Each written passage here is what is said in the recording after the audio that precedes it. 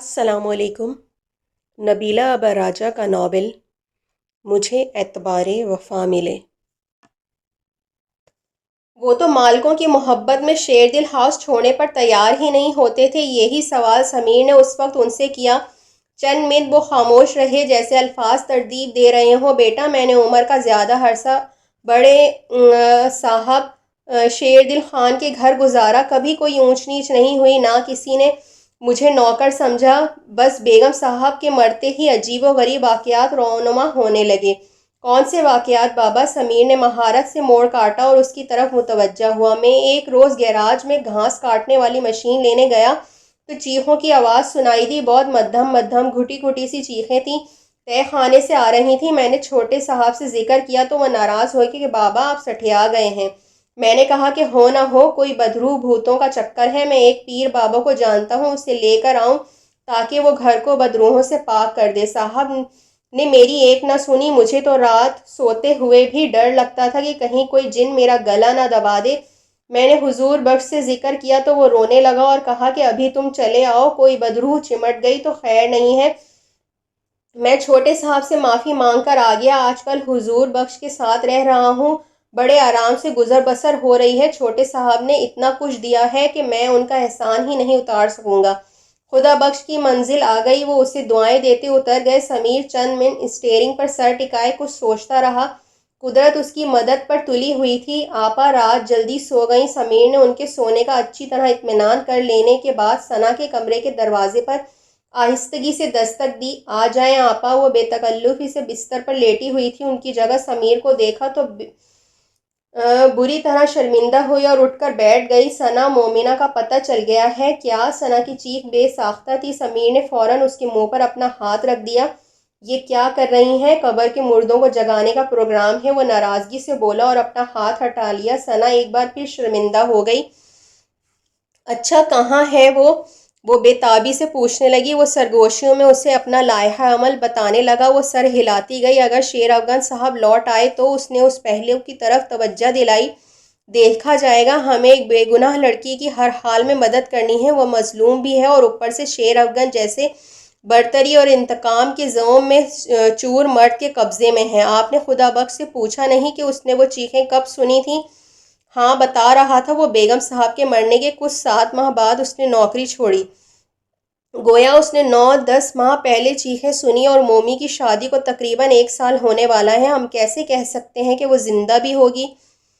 ثنا کا سوال بہت کڑا تھا۔ مجھے یقین ہے وہ زندہ ہوگی۔ شیر اسے سسکا سسکا کر مارنا چاہتا ہوگا، اتنی جلدی نہیں جان چھڑائے گا۔ سمیر کا لہجہ دکھ سے بوجھل تھا۔ ثنا دھیرے دھیرے رونے لگی۔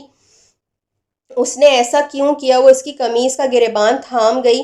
بتایا تو ہے کہ وہ اسے اپنے باپ کے قاتل کی نشانی سمجھتا ہے۔ کہتا تھا اس کی آنکھیں اور پیشانی دیکھ کر میرا خون کھولتا ہے۔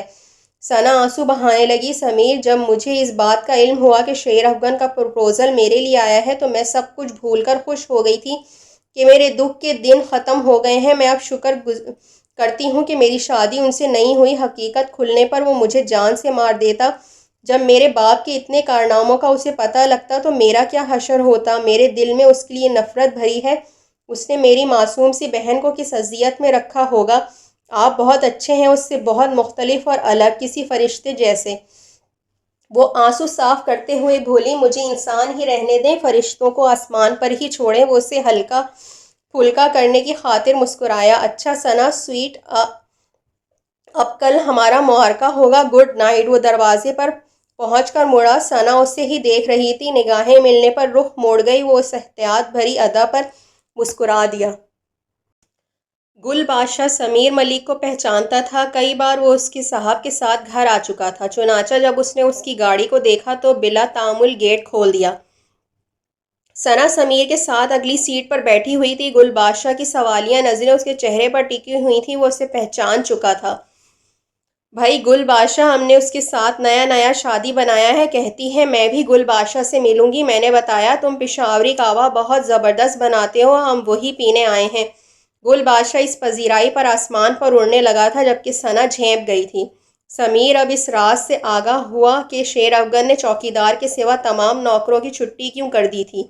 بلکہ چوکیدار بھی نیا تھا۔ ایک بار اس کی آمد پر گل بادشاہ نے سمیر کو قہوہ پلایا تو اس نے بڑی تعریفیں کی، جس سے گل بادشاہ کا مان بڑھ گیا تھا۔ وہ گیٹ بند کر کے اپنے کوارٹر میں آیا۔ سمیر نے ریوالور کا دستہ اس کے گھومتے ہی اس کی کھوپڑی میں مارا اور اوہ کی آواز نکلتے ہوئے فرش پر گرنے لگا تھا۔ سمیر نے سنبھال کر بستر پر لٹا دیا۔ احتیاطاً اس نے چوکیدار کے منہ پر ٹیپ لگا کر ہاتھ پیر باندھ دیے۔ اب وہ ہوش میں آ کر شور نہیں مچا سکتا تھا۔ سوری گل بادشاہ اس حرکت کے لیے۔ وہ اس کی بے ہوش وجود کو دیکھتا باہر نکل آیا۔ گیراج کا دروازہ بند تھا۔ موٹا سا وزنی تالا اس کو منہ چڑھا رہا تھا۔ سمیر اس کا انتظام کر کے آیا تھا۔ اس نے جیب سے مختلف چابیوں کا گچھا سا نکالا اور تالے کے سوراخ میں گھما کر چیک کرنے لگا۔ چوتھی چابی کلک کی آواز آئی۔ اس کا چہرہ چمک اٹھا۔ تالا کھل چکا تھا۔ اس نے ثنا کو ٹارچ بجھانے کی اشارہ کیا، پھر دونوں اندر داخل ہو گئے۔ ثنا کا پیر کس چیز پر سے پھسلا اور وہ گرتے گرتے بچی۔ سمیر نے اسے سنبھالا دیا۔ اس افراتفری میں ٹارچ ثنا کے ہاتھ سے نکل گئی تھی۔ سمیر موم بتیاں بھی لایا تھا۔ وہ جلا کر اس نے ٹارچ ڈھونڈی۔ ٹیوب لائٹ جلا کر وہ خطرہ مول لینا نہیں چاہتا تھا۔ وہ تہہ خانے کے دروازے پر بھاری کار کباڑ پڑا دیکھ کر حیران ہوا۔ مومی کی آواز باہر نہ آ جائے، اس خیال سے اس نے یہ فالتو سامان گیراج میں پھینکا تھا۔ شیر دل ہاؤس تعمیر کراتے وقت یہ تہہ خانے کی تعمیر کہیں بھی شامل نہیں تھی۔ ایک جگہ سے زمین بہت نیچی تھی۔ نقشہ نویس نے کہا کہ اس قطعی زمین کو بھرائی کروا کر تعمیر کرانے کے بجائے تہہ خانہ بنوا لیں جو گرمیوں میں ٹھنڈا ہوتا ہے۔ چنانچہ ایسا ہی کیا گیا۔ سنگین خان نے سوچا تھا کہ گرمی کے موسم میں کبھی کبھار وہاں ڈیرا لگایا کریں گے، مگر ایک بار جانے کے بعد وہ تائب ہو گئے۔ ان کا دم گھٹ رہا تھا، شاید اس لیے کہ وہاں روشنی کا انتظام نہیں تھا۔ حالانکہ سوئچ بورڈ اور بلب ہولڈر کی جگہ بنی ہوئی تھی، وہ خود ہی سست پڑ گئے تھے۔ چنانچہ تہہ خانہ بند کر دیا گیا۔ اس کا راستہ گیرج سے ہو کر گزرتا تھا۔ گزرگاہ پر گول ڈھکن لگا ہوا تھا جو لوہے کا بنا ہوا تھا اور خاصا مضبوط تھا۔ ایک وقت میں ایک ہی آدمی نیچے اتر سکتا تھا۔ وہاں اسمارٹ قسم کے 2 آدمی بیک وقت داخل ہو سکتے تھے۔ سمیر نے ثنا کو ٹارچ پکڑائی اور ڈھکن کے اوپر سے سامان ہٹانے لگا۔ اس کام میں 45 منٹ لگے۔ کیونکہ وہ کوشش کر رہا تھا کہ آواز پیدا نہ ہو، اس لیے اتنی دیر لگی۔ بالآخر سمیر نے آہنی ڈھکن اٹھایا۔ ثنا اس کے پیچھے تھی۔ اس نے سیڑھی پر مضبوطی سے قدم جمایا اور اترا۔ ثنا ڈر گئی۔ یہ سب اسے خوفناک خواب کا حصہ لگ رہا تھا۔ اس کا دل کہہ رہا تھا کہ کاش سمیر کے مفروضات جھوٹے ہوں۔ چوتھی سیڑھی پر اچانک اس کا پاؤں رپٹا۔ اس کی وجہ سے وہ بھی گرتے گرتے بچا۔ اس نے ثنا کا سہارا لے کر خود کو متوازن کیا۔ میں نہیں جاؤں گی۔ وہ رک گئی۔ پلیز آئیے، منزل پر پہنچ کر یہ کیسی مایوسی ہے؟ ہمت کریں، کچھ نہیں ہوگا، پلیز۔ سمیر نے جرأت سے کام لیتے ہوئے اس کا ہاتھ تھام لیا تھا۔ ثنا نے اس کی طرف دیکھا۔ اس کی آنکھوں میں التجا لکھی ہوئی تھی۔ سیڑھیاں ختم ہو گئیں۔ سمیر کے ہاتھ میں پکڑی پینسل ٹارچ کا دائرہ گھومنے لگا۔ نیچے زمین پر خالی گلاس اور چند پلیٹیں پڑی ہوئی تھیں۔ دیوار کے ساتھ نل بھی لگا ہوا تھا جو پوری طرح بند نہ ہونے کے باعث ٹپک رہا تھا۔ اس سکوت میں ٹپ ٹپ کی آواز موت کا سا بھیانک تاثر پیدا کر رہی تھی۔ روشنی کا دائرہ ذرا اور آگے ہوا۔ انہیں بہت سارے ڈبے پڑے دکھائی دیے۔ ذرا اور آگے ایک جوتا پڑا ہوا تھا۔ الہی خیر! ثنا نے دہل کر سمیر کا بازو پکڑ لیا۔ اچانک اس کا پیر کسی چیز سے ٹکرایا۔ بے اختیار اس کے منہ سے چیخ نکلی۔ وہ موم بتیوں کا پیکٹ تھا جس سے اس کا پاؤں ٹکرایا تھا۔ اپنی بزدلی پر اس نے دل میں خود کو ملامت کی اور سمیر اور آگے ہوا۔ اب روشنی کا دائرہ ساکت ہو گیا تھا۔ ثنا موم بتی بھی جلا لیں، اس نے اندرونی ہیجان کو دباتے ہوئے کہا۔ موم بتی جلنے سے تاریکی قدرے چھٹ گئی۔ زمین پر بچھی دری پر ایک بے ترتیب اور بے جان جسم پڑا تھا جس کا چہرہ دیوار کی سمت تھا۔ ضمیر نے ٹارچ ثنا کے ہاتھ میں تھماتے ہوئے اپنی طرف اس کا چہرہ گھمایا۔ ہفتے آسمان اس پر آ پڑا۔ وہ مومی کا ڈھانچہ تھا بشرطے اسے مومی کہا جا سکے۔ ثنا تاب نہ لاتے ہوئے مارے خوف کے سمیر سے آ لپٹی۔ ٹارچ اور موم بتی اس کے ہاتھ سے چھوٹ گئی تھی۔ ثنا پلیز کمپوز یور سیلف! وہ ہرایا اور جھٹکے سے اسے الگ کیا۔ پکڑیں یہ موم بتی اور ٹارچ، وقت نہیں ہے۔ مومی کی ہر حرارت جسم سے اسے اندازہ ہو گیا تھا کہ ابھی اس کی اس میں زندگی کی رمق باقی ہے۔ ثنا اس کے درش لہجے سے خائف ہو کر جلدی جلدی اس کی ہدایت پر عمل کرنے لگی۔ سمیر نے مومی کو اٹھا لیا اور ثنا کو آگے چلنے کا اشارہ کیا۔ خدا خدا کر کے وہ اس اندھیری قبر سے نکلے۔ گیراج کا دروازہ کسی کو بھی بند کرنے کا خیال نہیں رہا، نہ ہی گل بہادر کو کھولنے کا۔ مومی کو اس وقت کسی ہاسپٹل میں نہیں لے جایا جا سکتا تھا۔ سمیر نے اللہ کا نام لے کر ارباز کا نمبر ڈائل کیا اور وہ اس سے کئی بار ملا تھا، اب تو ان میں اچھی خاصی دوستی ہو گئی تھی۔ ہیلو ارباز بھائی، میں سمیر بول رہا ہوں۔ آپ ابھی اور اسی وقت جس حال میں بھی ہوں فوراً اپنے کلینک آ جائیں۔ میں بھی اپنی گاڑی آپ کی کلینک کی طرف موڑ رہا ہوں، اور ہاں، پلوشہ بہن کو کچھ مت بتائیے گا۔ سمیر نے اسے سوال جواب کا موقع دیے بغیر فون بند کر دیا۔ ارباز نے ساتھ پڑی پلوشہ کی طرف دیکھا، وہ بے سود سو رہی تھی۔ دائیں طرف اس کے چند ماہ کے بیٹے کا بستر پڑا تھا، وہ بھی سو رہا تھا۔ ارباز نے کپڑے بدل کر گاڑی کلینک کی طرف دوڑا لی۔ سمیر کے ساتھ ثنا کو دیکھ کر اسے عجیب سا احساس ہوا، صحیح معنوں میں ارباز کے سر پر جیسے بم پھٹا۔ مومی کو دیکھ کر یہ تمہیں کہاں سے ملی؟ حیرت کی زیادتی کے باعث اس کی آواز سرگوشی میں ڈوب گئی۔ ارباز بھائی، سب بتا دوں گا، پہلے اسے دیکھ لیں۔ ثنا بے چینی سے ٹہل رہی تھی، گاہے بگاہے وہ دیوار گیر گھڑی پر بھی نظر دوڑا لیتی جہاں اس وقت رات کے 3 بج رہے تھے۔ اس کی طرح سمیر بھی بے چین تھا۔ کتنے گھنٹے گزر گئے، ارباز باہر نہیں آیا، حتیٰ کہ پو پھٹنے لگی۔ دونوں اپنے اپنے خیالوں میں مگن تھے۔ دھیرے سے دروازہ کھلا، ارباز برآمد ہوا۔ تم لوگ گھر جاؤ، نیند پوری کرو، شام کو آنا۔ میں نے ڈاکٹر نصر کو فون کر دیا ہے۔ اس نے ساتھی ڈاکٹر کا نام لیا۔ کیا پوزیشن ہے؟ سمیر بے تابی سے بولا۔ میں کہہ رہا ہوں نا، گھر جاؤ، شام کو آنا، آرام سے بات کریں گے۔ اس نے سمیر کا کندھا سہلایا۔ ارباز بھائی، پلوشہ بھابی یا شیر کو علم نہ ہونے پائے، میں آپ کو ساری بات بتا دوں گا۔ جاتے جاتے وہ اس کے کندھے پر ہاتھ رکھ کر التجائی انداز میں بولا۔ 7 بجے کے قریب وہ لوٹے تو انتظار کرتی بہن کو دیکھ کر انہیں بے حد شرمندگی ہوئی۔ سمیر نے انہیں سچ بتانے کا فیصلہ کر لیا۔ آپا، مومنہ ان کی بہن مل گئی ہے، ہم اسے ہاسپٹل ایڈمٹ کروا کر آ رہے ہیں۔ وہ باقی قصہ گول کر گیا۔ تھکے تھکے جسم کے ساتھ ثنا لیٹ گئی۔ رت جگے کے باوجود نیند آنکھوں سے روٹھی رہی۔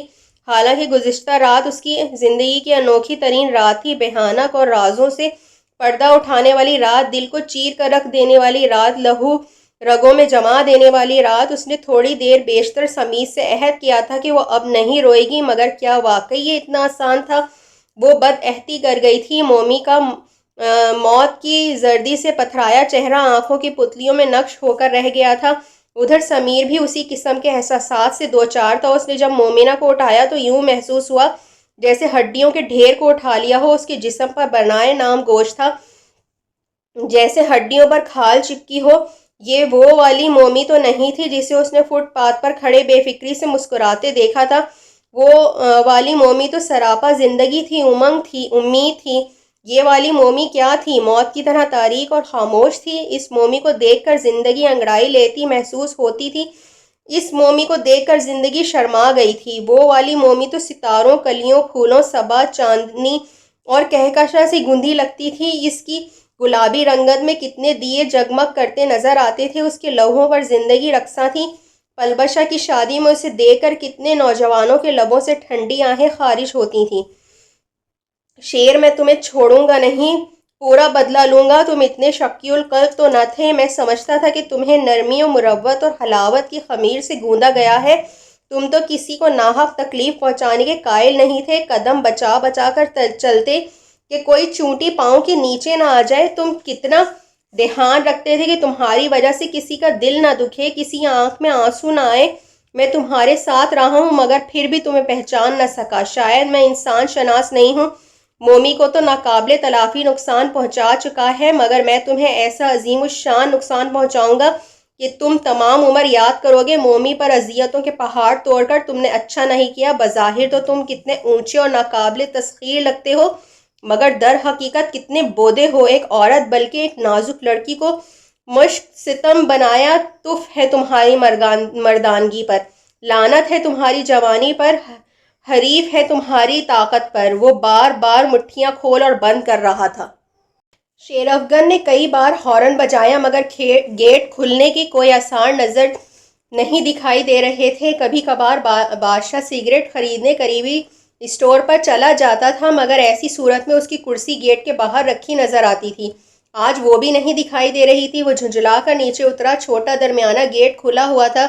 شیر افغن بادشاہ گل کی پناہ گاہ کی طرف بڑھتا چلا گیا۔ اسے بندھے پڑے دیکھ کر اس کے ذہن میں جو پہلا خیال آیا وہ یہ تھا کہ شاید اس کے گھر میں ڈکیتی کی واردات ہوئی ہے۔ اطراف میں سرسری دیکھنے پر ایسا کوئی آثار لگ تو نہیں رہے تھے۔ شیر افغن نے اس کے منہ پر چپکا ٹیپ ہٹایا اور جلدی جلدی ہاتھ پاؤں کی بندش کھولی۔ بادشاہ گل، یہ سب کیا ہے؟ کس نے تمہارا یہ حال کیا ہے؟ وہ جانتا تھا کہ چوکیدار بے خبری کی مار کھانے والا نہیں ہے۔ ہٹا کٹا تندرست و توانا تھا، 2-3 آدمیوں سے تو آرام سے بھیڑ سکتا تھا۔ بادشاہ گل نے لمبے لمبے سانس بے تابی سے بھرے۔ صاحب، وہ آپ کا دوست سمیر صاحب آیا تھا، اس کے ساتھ ایک لڑکی بھی تھی۔ اس نے تفصیل بتائی تو شیر افغن سوچوں میں ڈوب گیا۔ سمیر چوروں کی طرح کیوں آیا تھا؟ پھر اس کے ساتھ وہ لڑکی کون تھی؟ اس کا یوں آنے کا مقصد کیا تھا؟ وہ تو کہہ رہا تھا کہ وہ ایک پہلے بھی اس کا پتہ کرنے آئی تھی۔ تیر کی طرح ایک خیال آیا۔ وہ بے تحاشا تیز گیراج کی طرف بھاگا۔ دروازہ کھلا ہوا تھا۔ تہہ خانے کے دروازے پر سے سامان ہٹا ہوا تھا۔ افراتفری کا سا سما تھا۔ اس کی پیشانی کی لکیروں میں اضافہ ہو گیا۔ ایمرجنسی لائٹ لے کر وہ تہہ خانے کی سیڑھیاں اترتا چلا گیا۔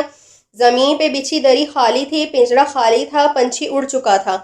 سمیر، میرے پرسنل افیئرز میں کوئی بھی انٹرفیئر نہیں کر سکتا۔ میں اس مداخلت کا مزہ چکھا دوں گا۔ اب جو ہوگا تم اس کا تصور بھی نہیں کر سکتے۔ اس کے لبوں پر سنگدلانہ مسکراہٹ کھیل رہی تھی۔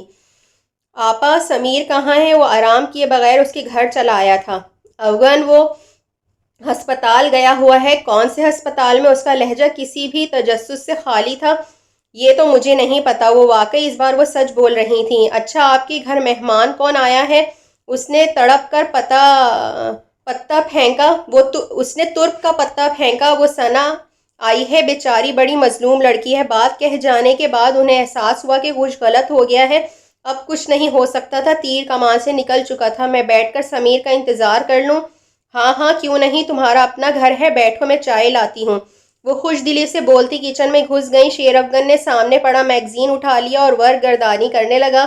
اس سے دل بھر گیا تو ٹی وی کھول لیا جہاں موسیقی کا پروگرام چل رہا تھا۔ وہ مارے بندھے دلچسپی لے رہا تھا۔ گلوکار کیا گا رہا تھا اسے کوئی غرض نہیں تھی۔ ذہن سمیر کی طرف اٹک گیا تھا۔ نہ جانے وہ اسٹوپڈ سی لڑکی کس حال میں ہوگی جو اسے اسپتال لے جانا پڑ گیا۔ درد سر بنتی جا رہی ہے۔ مجھے حیدرآباد میں شاید زیادہ دیر لگ گئی ہے، مجھے جلدی واپس آنا چاہیے تھا۔ وہ اندر ہی اندر سوچ رہا تھا۔ اسی حالت میں 2.5 گھنٹے گزر گئے۔ سومیا رات کے کھانے کے لیے چکن صاف کر رہی تھی۔ لہسن اور پیاز پہلے سے انہوں نے کاٹ لیا تھا۔ شیر افغن کی موجودگی کے خیال سے انہوں نے کباب اور چکن بریانی بھی تیار کر لی تھی۔ چاول صاف کیے رکھے تھے، کبابوں کی صرف تلنا تھا۔ باہر گاڑی کی آواز سن کر شیر افغن نے اطمینان کی سانس لی۔ سومیا نے سمیر کو بتایا کہ اندر تمہارا انتظار ہو رہا ہے۔ صبر نہیں ہو سکا صاحب بہادر سے۔ وہ آہستگی سے ثنا سے مخاطب ہوا۔ ذہن پہ پہلے ہی بوجھ تھا، اب جان جلانے کو یہ چلا آیا تھا۔ ارباز مومی کے بارے میں زیادہ پرامید نہیں تھا۔ اس نے کہا کہ مومنہ کے ذہن پر بہت برا اثر پڑا ہے، ہو سکتا ہے کہ یہ کچھ عرصے تک کسی کو پہچان ہی نہیں۔ شیر افغن نے اسے دنیا سے کاٹ کر اچھا نہیں کیا تھا۔ اگر کسی اچھے بھلے امنگوں بھرے انسان کو جنگل میں چھوڑ دیا جائے یا کسی اکیلی جگہ محدود کر دیا جائے تو بہت جلد وہ انسان تہذیب فراموش کر دے گا۔ تنہائی، مایوسی، اندھیرا انسانی ذہن پہ بہت برے اثرات مرتب کرتے ہیں۔ کال کوٹری میں پڑا پھانسی پانے والا اور ایک اندھیرے کمرے میں قید انسان کے احساسات میں زیادہ فرق نہیں ہوتا۔ پھانسی پانے والا پہلے ہی لمحے بلمحے مرتا ہے۔ حقیقی موت کی نوبت تو یہ کہیں بعد میں آتی ہے۔ جب موت کا یقین ہو جائے تو پھر انسان پرسکون ہو جاتا ہے۔ مومی کو امید ہی نہیں ہوگی کہ وہ دنیا دوبارہ بھی دیکھ سکے گی۔ ارباز کے مطابق وہ خوراک کی کمی کا بھی شکار تھی۔ شاید خوف، محرومی اور احساس تنہائی نے پہلے ہی اس کی ساری توانائی چوس لی تھی۔ ثنا رات ہر حال میں اس کے پاس رکنا چاہتی تھی، اس لیے وہ کپڑے تبدیل کرنے گھر آئی تھی۔ مومنہ کی حالت دیکھ کر اس کا دل پھٹا جا رہا تھا۔ دل تو یہی چاہ رہا تھا کہ شیر افغن جیسے شقی القلب آدمی کو فوراً سے بیشتر قتل کر دے۔ وہ اس کی شکل تک نہیں دیکھنا چاہتی تھی، مگر اس وقت سمیر کے ساتھ ڈرائنگ روم کی طرف جا رہی تھی، کیونکہ شیر افغن اچھے ارادوں سے تو نہیں آیا ہوگا۔ ثنا کو دیکھ کر وہ بالکل نہیں چونکا بلکہ بڑے دوستانہ انداز میں خیریت دریافت کی۔ ہاں تو سمیر، تم قانون کے محافظ ہو، مگر تمہیں تو شاید قانون کی الف بے بھی نہیں پتا ہے۔ اس طرح کسی کے گھر میں چوروں کی طرح گھسنے پر معلوم ہے کون سی دفعہ لگتی ہے؟ بظاہر بے ضرر سے لہجے میں طوفان کروٹیں لے رہا تھا شیر۔ لگتا ہے تمہیں بھی نہیں پتا کہ کسی کو حبس بے جا میں رکھنے پر کون سی دفعہ لگتی ہے۔ سمیر کا لہجہ پرسکون ہی تھا۔ سمیر ملک وہ میری بیوی ہے جس کی خواہش پر میں نے شادی کی ہے۔ معلوم ہے تمہیں وہ مجھے چاہتی ہے، محبت کرتی ہے مجھ سے پاگلوں کی طرح، اس وقت سے جب ثنا کے ساتھ میرے پروپوزل کی بات بھی نہیں چلی تھی۔ اچھا جواب ہے، محبت کرنے والوں کے ساتھ یہی سلوک تو کیا جاتا ہے، انہیں اندھیری کوٹری میں رکھا جاتا ہے، بھوک پیاس سے اذیت دی جاتی ہے۔ اچھا صلہ دیا تم نے اس کی چاہت کا۔ میں یہاں اخلاقیات کا سبق پڑھنے نہیں آیا ہوں۔ مجھے بتاؤ مومنہ کہاں ہے؟ کون سے ہسپتال لے کر گئے ہو اسے؟ وہ کینہ توز نگاہوں سے اسے گھور رہا تھا۔ تمہارا اب اس سے کوئی تعلق نہیں ہے۔ سمیر نے شانے جھٹکے تو شیر افغن اسے مارنے کے لیے ہاتھ اٹھایا۔ ثنا نے اس کا اٹھا ہوا ہاتھ وہیں پکڑ لیا اور سمیر کے سامنے آ گئی۔ آپ کی زبان پر اب مومنہ کا نام نہیں آنا چاہیے۔ اپنی طرف سے آپ اسے مار ہی چکے تھے، پھر اب اسے مردہ تصور کر لینے میں کوئی حرج نہیں ہے۔ کاش میں یہاں سے نہ جاتی، زیادہ سے زیادہ یہ ہوتا کہ اس کی جگہ میں ہوتی۔ میں بہت سخت جان ہوں افغان صاحب، موم کی طرح نازک اور نرم ہے۔ آپ کے لیے بہت بڑی نیوز ہے میرے پاس۔ اس خبر سے حاصل ہونے والے فوائد سے آپ کے کندھوں پر پھولوں کے بوجھ بڑھ جائیں گے، آپ کی افسری کا دائرہ کار بڑھے گا، آپ کی فرعونیت کے غرور میں اضافہ ہوگا، اس لیے کہ آپ کے باپ کے قاتل کی بیٹی مومنہ حسن نہیں بلکہ ثنا زبیر ہے۔ اس نے دھماکہ کیا۔ شیر افغن جیسا مضبوط اعصاب کا مالک مرد بھی سناٹے میں آ گیا۔ ثنا، آپ اتنا بڑا دعویٰ کس بل بوتے پر کر رہی ہیں؟ سمیر، آپ انہیں ثبوت دکھائیے۔ وہ روتے ہوئے ساتھ والے کمرے میں چلی گئی۔ یہ کیس انکل سے متعلق ہے، آئی ایم شور کہ تمہارے حوالے ہی کیا جائے گا، اس لیے اب بہتر ہے انہیں دیکھ لو۔ سمیر نے سرد سپاٹ انداز میں موٹا خاکہ لفافہ اس کی طرف بڑھایا۔ ثنا کی حفاظت کے لیے میں 2 بندے اور گھر کے باہر سول ڈریس میں 1 بندہ صبح ہی چھوڑ دوں گا۔ معاملہ میری توقع سے زیادہ سیریس ہے۔ اب کے شیر افغن کے لہجے میں پہلے والی تیزی نہیں تھی۔ سمیر، مجھے ہسپتال چھوڑائیں۔ وہ چہرہ دھو کر کپڑے بدل کر آئی تھی۔ اوکے شیر افغن، ہم ہسپتال جا رہے ہیں، تم کھانا کھا کر جانا۔ شیر افغن کی نگاہیں ملانے کی ہمت نہیں ہوئی۔ میرے بھائی نے ایسا کیا کر دیا ہے؟ جاننا چاہتی ہو؟ بالکل۔ تو پھر آؤ میرے ساتھ، تمہیں بھی تو علم ہونا چاہیے تمہارے لائق فائق بھائی جان نے کیا کیا ہے۔ ارباز واش روم میں گھس گیا۔ چند منٹ بعد وہ اسے کلینک لے جا رہا تھا۔ ثنا کو وہاں پا کر پلوشہ کو بے وقت حیرانی اور خوشی نے آ گھیرا۔ وہ اشتیاق سے اس کے گلے لگ گئی۔ بھائی جان نے تمہیں بے قراری سے ہر جگہ تلاش کیا، تم کہاں چلی گئی تھی؟ اس نے ایک سانس میں پوچھا۔ آپ کے بھائی کو میرے لیے پریشان ہونے کی قطعی ضرورت نہیں ہے، اور میں بینکاک میں چلی گئی تھی۔ وہ اجنبی مگر کاٹدار لہجے میں بولی۔ بند کر دو یہ روشنی، میں کہتی ہوں کہ اندھیرا کر دو، روشنی میری آنکھوں میں چبھ رہی ہے۔ سامنے سفید براق بستر پر پڑے وجود میں حرکت پیدا ہوئی اور اس نے چادر اتار دی۔ اوف خدایا، یہ تو مومی ہے۔ پلوشہ اس کا حال دیکھ کر گھبرا کر 1 قدم پیچھے ہٹ گئی۔ جی ہاں، یہ مومی ہے، ثنا چبا کر بولی اور اس کے بستر کے قریب چلی گئی۔ اب تمہیں روشنی میں ڈر نہیں لگے گا، میں ہوں نا تمہارے ساتھ۔ شاباش، سو جاؤ۔ ثنا نے بہلا پھسلا کر اس کا سر تکیے پر رکھا اور ارباز کو بلایا جس سے وہ ہوش میں آئی تھی۔ اس کا یہی حال تھا۔ یہ تو بھاگ گئی تھی، پلوشہ دھیرے سے ارباز کے کان میں بولی جو مومی کو انجیکشن لگا کر ہٹا تھا۔ یہ کہاں بھاگ گئی تھی؟ اپنے عزت ماں بھائی سے پوچھنا، یہ تمہارے گھر کے نیچے بنے تہہ خانے میں بھاگ گئی تھی۔ ثنا کے لفظ سے آگ برسنے لگی۔ ارباز دھیرے دھیرے اسے بتانے لگا، نہیں بھائی، ایسا نہیں کر سکتے، مجھے یقین نہیں آ رہا، وہ ایسا کر چکے ہیں، نتیجہ تم دیکھ رہی ہو۔ اپنے بھائی سے کہو کہ اب میرے اوپر بھی کوئی چارج لگا دیں۔ پلیز ثنا، تم تو یوں مت کہو، میں پہلے ہی بہت شرمندہ ہوں۔ پلوشہ کی آنکھیں اور سر جھکا ہوا تھا۔ اس نے ثنا کے آگے ہاتھ جوڑ دیے، ڈبڈبائی آنکھوں سے دونوں ایک دوسرے کے گلے لگ گئیں۔ ثنا، پتہ نہیں اللہ ہمیں معاف کرے گا یا نہیں، ہم نے مومی کے ساتھ اچھا نہیں کیا ہے۔ روتے ہوئے وہ بار بار یہی جملہ دہرا رہی تھی۔ ارباز نے آ کر انہیں الگ کیا۔ مجھے اس بچکانہ رویے کی امید نہیں تھی، کچھ تو مومی کا خیال کر لو، اللہ سے اس کی صحت یابی کی دعا مانگو۔ ارباز بھائی، آج کل میری ساری دعاؤں کا محور مومی ہے۔ ہاں، مگر میں شیر افغن کو کبھی معاف نہیں کروں گی۔ وہ کندھے اچکا کر رہ گیا۔ ان لوگوں کی مسلسل توجہ سے اب اس کی حالت قدرے بہتر تھی۔ وہ ہوش و شناسائی کی وادی میں لوٹ آئی تھی۔ ارباز نے کہا تھا کہ کوشش کرو اس کے ذہن پر بوجھ نہ پڑے۔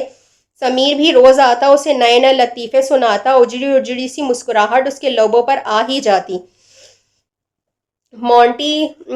مونٹی کارلو کے جوئے خانے میں موٹی موٹی رقمیں ہارنے کے بعد جب زبیر بینکاک لوٹا تو ثنا کی پاکستان روانگی نے اسے بھڑکا دیا۔ اٹلی میں تو وہ غلط عورتوں کے بے باک مسکراہٹوں میں ایسے بھول بیٹھا، یہاں کی صورتحال نے اس کے دماغ کی چولیں ہی ہلا ڈالیں۔ ثنا ریڈ فائل لے کر گئی تھی جس میں اس کے زیر زمین اڈوں کی سرگرمیاں، کارندوں کے نام و پتے، بینک اکاؤنٹس، لاکرز، نمبر، دولت و جائیداد کی تفصیل و ذرائع اور اسی طرح کے دوسرے خطرناک راز تھے۔ اگر وہ فائل کسی کے ہاتھ لگ جاتی تو اس کی عبرتناک موت یقینی تھی۔ اس نے فوراً پاکستان جانے کا فیصلہ کیا۔ اس کے دست راست نے اس سے روکا، وہاں بہت خطرہ ہے۔ خطرہ کیسا؟ میں بڑے دھڑلے سے پاکستان میں رہا ہوں، کسی کو میرے اوپر شک نہیں ہے، پھر وہ میری بیٹی ہے، غداری نہیں کر سکتی۔ تمہیں اندازہ ہی نہیں ہے کہ میرے ہاتھ کتنے لمبے ہیں، میں کچھ بھی کر سکتا ہوں۔ زبیر کے لبوں پر مکارانہ مسکراہٹ کھیل رہی تھی۔ معلوم کرو کہ وہ کہاں ہے، 24 گھنٹے میں پتہ لگ جانا چاہیے کہ وہ کس جگہ ہے۔ اگر اس کا کانٹیکٹ نمبر ملے تو فوراً مجھے بتاؤ۔ ہیلو، اس نے فون اٹھایا۔ کیسی ہے ہماری بیٹی؟ وہ زبیر کی آواز فوراً پہچان گئی۔ ٹھیک ہوں ڈیڈی، اس نے اندرونی نفرت پر قابو پاتے ہوئے کہا۔ وہ فائل تمہارے پاس ہی رہے ورنہ مجبوراً مجھے ایک گولی ضائع کرنی پڑے گی۔ میں پرسوں آ رہا ہوں، ایئرپورٹ آ جانا۔ میں نے کمرہ میریٹ ہوٹل میں بک کروا لیا ہے، ڈبل روم ہے۔ جب ایئرپورٹ آؤں تو وہ فائل ساتھ لانا، ہم دونوں اکٹھے ہوٹل چلیں گے۔ باپ کی موجودگی میں بیٹی غیروں کے در پر پڑی اچھی نہیں لگتی، کہہ کر اس نے فون بند کر دیا۔ ثنا ریسیور کریڈل پر ڈال کر ہٹی تو چہرے پر پسینہ چمک رہا تھا۔ کیا بات ہے، کس کا فون ہے؟ سمیر اس کی غیر معمولی حرکت و سکنات سے چونک گیا۔ زبیر کا فون تھا، وہ اسے باقی تفصیل بتانے لگی۔ میں تھانے جا رہا ہوں، شیر کو بتانا ضروری ہے۔ وہ یونیفارم بدلنے چلا گیا۔ مسافر کسٹم سے فارغ ہو کر ایئرپورٹ کی عمارت سے باہر آ رہے تھے۔ ثنا گاڑیوں کی قطار سے ذرا ہٹ کر کھڑی تھی۔ ایئرپورٹ کے چاروں طرف پولیس پھیلی ہوئی تھی۔ خود شیر افغن اور سمیر چند قدموں کے فاصلے پر تھے۔ ان کا مطلوبہ شخص آتا دکھائی دیا تو وہ چوکنا ہو گئے۔ کیسی ہو بیٹی؟ زبیر نے اسے گلے لگایا۔ پورٹر اس کا سامان لا رہا تھا۔ اس سے پہلے کہ وہ گاڑی میں بیٹھتا، سمیر نے اس کی کنپٹی پر ریوالور رکھ دیا۔ باہر جہاں سول ڈریس میں پولیس کے جوان تھے وہاں زبیر کے آدمی بھی تھے۔ وہ فوراً سنبھلتا ہوا مڑا تو زبیر نے گولی چلا دی جو اس کے بازو کے گوشت کو ادھیڑتی نکل گئی۔ سمیر نے دائیں ہاتھ سے زبیر پر فائر کر دیا۔ وہ زمین پر جھولتا ہوا گر پڑا۔ سرخ ہوتا فرش یہ بتا رہا تھا کہ اس کا کھیل ختم ہو چکا ہے۔ ثنا کے آنسو پلکوں کی سرحد توڑ کر گالوں پر آ گئے۔ اس نے دونوں ہاتھوں سے چہرہ چھپا لیا۔ جس نے زبیر کو پکڑنے میں مدد کی تھی وہ ایک محب وطن لڑکی تھی، اور ابھی ابھی جو رو رہی تھی وہ ایک بیٹی تھی۔ برے سے برے باپ کی موت پر بھی بیٹیاں روتی ہیں، کیا اسے رونے کا حق حاصل نہیں تھا؟ ثنا، تم نے جو کام کیا ہے وہ آج تک کسی بیٹی نے نہ کیا ہوگا۔ میں تمہاری عظمت کو سلام کرتا ہوں اور دعا کرتا ہوں کہ خدا ایسی بیٹی ہر کسی کو دے۔ جب تک تم جیسی بیٹیاں زندہ رہیں گی ہمارے ملک بھی سلامت رہے گا۔ سمیر بہت جذباتی ہو رہا تھا۔ میرے باپ کے جرائم کا بوجھ تھا میرے کندھوں پر۔ جب مجھے خبر ہوئی کہ میرا باپ وطن فروش ہے، قاتل ہے، تو اسی روز سے میرا دکھ سوا ہو گیا، میرا دل بجھ گیا تھا۔ سب کہتے تھے کہ مومی کے مقابلے میں تم اتنی سنجیدہ کیوں ہو؟ تمہاری عمر کی لڑکیاں تو حشاش بشاش ہوتی ہیں۔ مسکراہٹ ان کے لبوں سے جدا ہی نہیں ہوتی۔ جن بیٹیوں کے باپ زبیر جیسے ہوتے ہیں نا، وہ اندر ہی اندر مر جاتی ہیں، انہیں گھن کھا جاتے ہیں۔ ایسی بیٹیوں کو زندہ رہنے کا حق نہیں ملنا چاہیے، انہیں تو ٹھوکروں میں رکھنا چاہیے۔ ایسے باپ اولاد پیدا کرتے ہی کیوں ہیں؟ جو ذلت اور رسوائی ان کے مقدر میں لکھنی ہے تو انہیں سانس کیوں لینے دیتے ہیں؟ بتائیں نا، بتائیں نا۔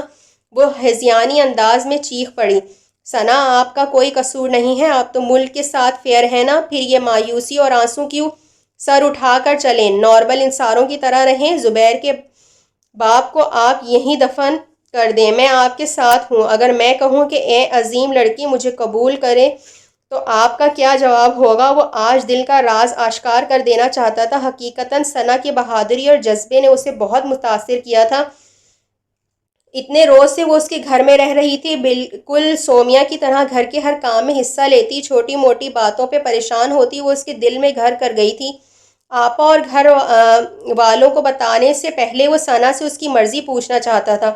مجھ جیسی کم مایا لڑکی کو اپنے گھر میں پناہ دے کر آپ نے جو احسان کیا ہے میرے لیے وہی بہت ہے، مگر میں یہ ہرگز نہیں چاہوں گی کہ آپ میرے اوپر طرز کھائیں۔ تو کیا میں یہ سمجھوں کہ مومی کے بارے میں مجھے دھوکہ ہوا ہے؟ مومی کے لیے اس کی اتنی شدید پریشانی دیکھ کر وہ جان گئی تھی کہ یہ سب بے سبب نہیں ہے۔ ہاں، کبھی میں نے اس بارے میں سوچا تھا جب اس کی شادی نہیں ہوئی تھی۔ میں پرائی امانتوں پر نظر رکھنے والا شخص نہیں ہوں۔ ایک انسان ہونے کے ناطے میری پریشانی فطری ہے۔ دوئم مجھے اس کے لیے بھی دکھ ہے کہ مومنہ معصوم اور بے گناہ ہے۔ ثنا نے آسودہ سی سانس لی۔ ثنا، بدگمانی کو دل میں جگہ مت دیجیے گا، اس لیے کہ مومنہ ایک سراب تھی اور آپ ایک حقیقت ہیں۔ میں سرابوں کے پیچھے نہیں بھاگا کرتا، بڑا عملی بندہ ہوں۔ اب تو آپ کی تسلی ہو گئی ہے نا؟ اس نے تائید چاہی۔ میری جان، شکر ہے کہ تم ٹھیک ہو گئی ہو۔ فرط مسرت سے ثنا نے مومی کو لپٹا لیا۔ ارباز نے اسے جانے کی اجازت دے دی تھی۔ سمیر اور سومیا دونوں کی محبت دیکھ کر آپ دیدہ سے ہو گئے۔ ثنا کتنی بے تابی سے اس کا چہرہ دونوں ہاتھوں میں لیے پیار کر رہی تھی۔ جس طرح اس نے اس کی تیمارداری کی تھی وہ اس کی موطرف ہو گئے تھے۔ کتنی راتیں اس نے جاگ کر مومی کے سرہانے گزاری تھی، بے قراری سے دعائیں مانگتے ہوئے پل پل تڑپی تھی۔ مومی نے جب آنکھیں کھولی تو اس نے کتنے شکرانے کے نوافل پڑھ ڈالے تھے۔ آج جب وہ خود اٹھ کھڑی ہوئی تھی تو اس کی خوشیوں کا ٹھکانہ ہی نہیں تھا۔ بارہا اسے چھو کر دیکھتی، اس کے ہونے کا یقین کرتی۔ ارباز اور سمیر اس کے بچکانہ بے قراری دیکھ کر ہنسے جا رہے تھے۔ مومی، تم اس تہہ خانے میں کیسے پہنچی؟ حقیقت تلخ سہی مگر اس سے آگاہی ضروری تھی۔ وہ اس کے سوال پہ ماضی میں پہنچ گئی تھی، صرف 1 سال پیچھے جو اس کے وجود پہ اپنی بے رحمی ثابت کر گیا تھا۔ اسے کچھ بھولا تو نہیں تھا۔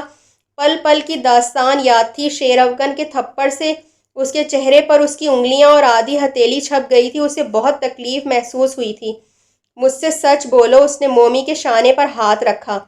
سچ وہی تھا جو میں نے ابھی کہا ہے۔ نہ جانے وہ کیوں اتنی بہادری کا مظاہرہ کر رہی تھی۔ شیر افغن نے اس کے شانے پر پوری قوت سے دباؤ ڈالا۔ اس کی فولادی انگلیاں میخ کی طرح نرم گوشت میں دھس گئیں۔ چھوڑے مجھے۔ اسے بے پناہ تکلیف محسوس ہوئی، ساتھ ہی اس نے اس کے ہاتھ اپنے کندھے سے ہٹانے چاہے۔ مجھے بھی تمہیں پکڑنے کا شوق نہیں ہے، ذرا میرے ساتھ آؤ۔ اس کا ہاتھ پکڑ کر وہ گیراج کی طرف لے آیا۔ وہ حیران تھی کہ آخر وہ کیا کرنا چاہتا ہے۔ پھر اس نے تہہ خانے کا دروازہ کھول کر اسے بھی اندر گھسیٹ لیا۔ اب اسے کچھ ڈر سا لگنے لگا تھا۔ اس نے موم بتی جلائی تو تاریکی قدرے کم ہو گئی۔ پھر وہ مجھے وہاں چھوڑ کر نکل آئے۔ میں بہت چیخی، روئی، چلائی، واسطے دیے، التجائیں کیں، مگر دروازہ نہیں کھلا۔ وقت کا احساس ہی میرے نزدیک ختم ہو گیا تھا۔ میں نے خوف کی اتنی صورتیں دیکھیں کہ مجھے خوف کے معنی ہی بھول گئے۔ وہاں خوراک بند ڈبوں کی صورت میں تھی، پانی نلکے سے آتا، روشنی کے لیے موم بتی تھی۔ میں نے خود کو زمانہ قدیم کا کردار محسوس کیا۔ میں نے 1 سال تک کسی انسان کی صورت نہیں دیکھی، نہ آواز سنی۔ مجھے یقین تھا میں گھٹ گھٹ کر اسی قبر میں مر جاؤں گی اور کسی کو پتہ بھی نہیں چلے گا کہ ایک لڑکی مومنہ حسن بھی ہوتی تھی۔ ثنا، کیا سب کو محبت کرنے کی اتنی کڑی سزا ملتی ہے؟ وہ روتے روتے معصومیت سے بولی تو اس نے بے اختیار اسے اپنے ساتھ لپٹا لیا۔ پتہ نہیں میں نے کون سی نیکی کی تھی جو تم دوبارہ مل گئی ہو۔ ثنا نے اس کا ماتھا چوما۔ تم اور سمیر بھائی کوشش نہ کرتے تو اس وقت میں نے اللہ میاں کے پاس ہونا تھا۔ خبردار، ایسی باتیں نہیں کرتے۔ ثنا نے خفگی سے اسے ٹوکا اور اسے ہولے ہولے ننھے بچوں کی طرح تھپکنے لگی۔ مومی، چند روز میں میری شادی ہونے والی ہے۔ ہائے، کب؟ کس کے ساتھ؟ کب ہوا یہ حادثہ؟ جوش سے اس کا چہرہ سرخ ہو گیا۔ مجھے کسی نے بتانے کی ضرورت ہی نہیں سمجھی، اتنی ہی فالتو ہوں نا؟ وہ سیکنڈوں میں ناراض ہو گئی۔ اشتیاق و ناراضگی کی ملی جھولی کیفیت میں ثنا کو وہ بڑی معصوم لگی۔ ناراض مت ہونا، اب کسی کی بھی ناراضگی میرے اندر برداشت کرنے کی ہمت نہیں ہے۔ بات زیادہ پرانی نہیں، سمیر نے مجھے پروپوز کیا ہے۔ دیٹس گریٹ، یہ تو بہت اچھی بات ہے۔ ثنا اور مومی نے ایک بنگلہ کرائے پر لے لیا تھا، اب وہ وہیں رہائش پذیر تھیں۔ سمیر کے والدین گاؤں سے ڈائریکٹ ادھر ہی پہنچے تھے۔